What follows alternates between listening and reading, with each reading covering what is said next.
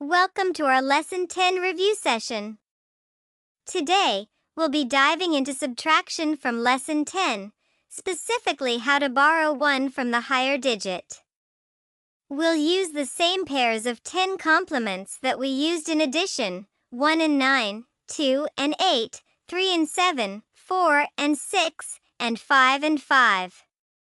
With these formulas, we'll be able to handle subtraction with borrowing. Let's get started. Let's subtract 11 minus 9 on the abacus.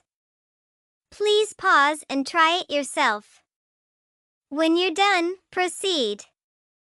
First, we add 11 on the abacus.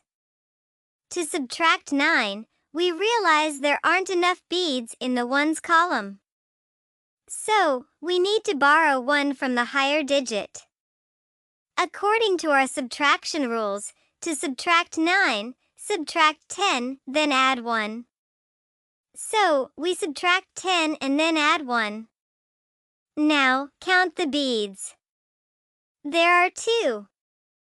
Therefore, 11 minus 9 is 2. Next question. Let's subtract 70 minus 16 on the abacus. Please pause and try it yourself. When you're done, proceed. First, add 70. Then, we want to subtract 16, which is a 2-digit number, so we start with the higher place value, which is 10. Subtract 10 from 70, which leaves us with 60. Next, move on to the ones column and subtract 6. Since there are no beads in the ones column, we need to borrow 1 from the tens digit. According to our subtraction rules, to subtract 6, subtract 10, then add 4. So, we subtract 10 and then add 4. Now, count the number of beads. There are 54. Therefore, 70 minus 16 is 54. How are you doing so far?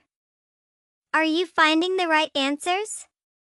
Let's move on to the next question. Let's subtract 52 minus 33 on the abacus. Please pause and try it yourself. When you're done, proceed. First, add 52 on the abacus.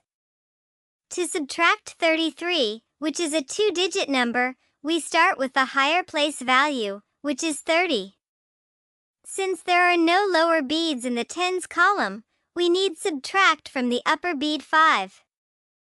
We know that 3 and 2 are friends, so add 2 and then subtract 5 in the tens column. Now, we've subtracted 30. Next, move on to the ones column and subtract 3 from 2. But there aren't enough beads to subtract 3.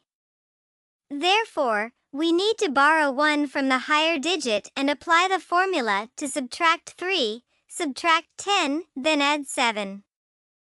So, subtract 10, then add 7 in the ones column. Now, count the beads. There are 19. Therefore, 52 minus 33 equals 19. Great job! Now, on to the last question. Let's subtract 165 minus 46 on the abacus. Please pause and try it on your own. When you are done, continue. First, let's add 165 on the abacus. Next, we need to subtract 46, which is a 2-digit number. We start by subtracting 40 in the tens column. Since there are not enough lower beads in the tens column, we use the formula to subtract 4, add 1, then subtract 5. So, we add 1, then subtract 5. Now, we've subtracted 40. Moving on to the ones column, we need to subtract 6, but there aren't enough beads to subtract 6. We need to borrow 1 from the higher digit. We use the formula to subtract 6, subtract 10 then add 4. So, we subtract 10, then add 4. Count the number of beads. There are 119. Therefore, 165 minus 46 equals 119. Great work! I hope you learned how to do subtraction with borrowing from the higher digit.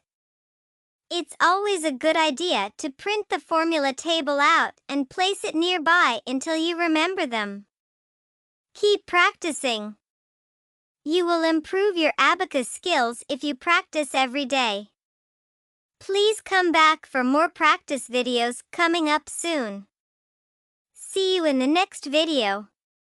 Bye.